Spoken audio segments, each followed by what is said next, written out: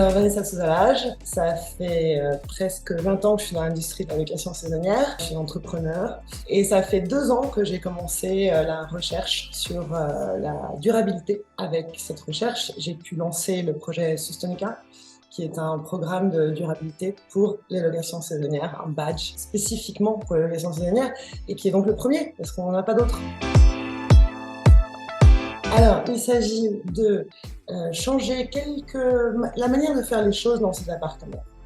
De changer peut-être le shampoing, le gel douche, de changer le papier qu'on utilise pour les toilettes, le papier recyclé. Il s'agit de mettre ces appartements à 100% énergie renouvelable. Et donc voilà, donc nous on arrive avec un standard, un critère qu'on peut suivre, qui est facile, qui ne demande pas d'installer des panneaux solaires, ni de changer le chauffage, etc.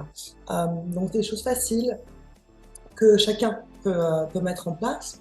Et avec ça, on reçoit un badge qui nous permet d'être sur booking.com pour l'instant, pas juste environnemental. On a aussi un aspect de la communauté, donc le guidebook, le online guidebook, toutes ces choses superbes qu'on a dans nos régions et que les voyageurs ne savent peut-être pas comment en profiter.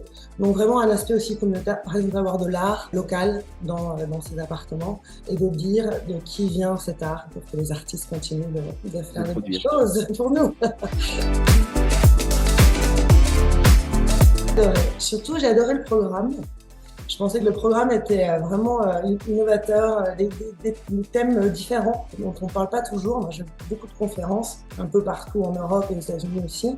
Et j'ai vraiment trouvé que c'était original et bien, la recherche était bien faite sur quels étaient les thèmes importants de l'année. Et ça m'a fait d'ailleurs très plaisir qu'il y ait le thème de sustainabilité, de durabilité, parce que c'est pas donné, c'est pas toutes les conférences qui s'occupent de ça. Donc vraiment, j'ai beaucoup apprécié. C'était familial aussi, c'était facile de rencontrer les gens. Et ça, c'est hyper important parce qu'on vient aussi beaucoup pour le networking.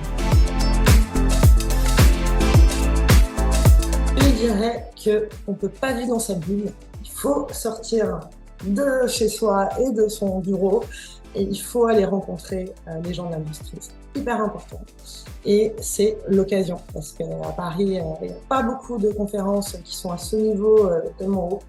Donc c'est l'occasion pour aller rencontrer les gens de l'industrie et apprendre. Enfin, c'est vraiment, on apprend beaucoup.